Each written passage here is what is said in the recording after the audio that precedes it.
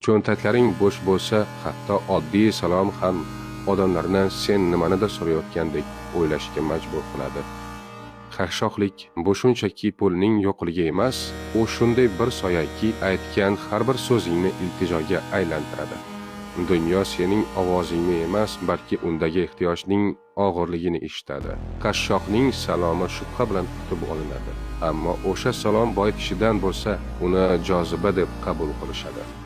Shu bois erkaklar ochlikni g'urur bilan ko'taradi, ammo sadaqa uchun o'zini xor qilmaydi. Chunki jamiyat ko'zida ehtiyojning o'zi jinoyatdek baholanadi. Kuchsizlik pozitsiyasidan aytilgan haqiqatdan ko'ra sukut ko'proq hurmat uyg'otadi. Ammo mol dunyong bo'lsa, hatto yolg'oning ham haqiqat deb qabul qilinadi. Haqorating donishmandlik, ishtiroking esa sharaf sanaladi.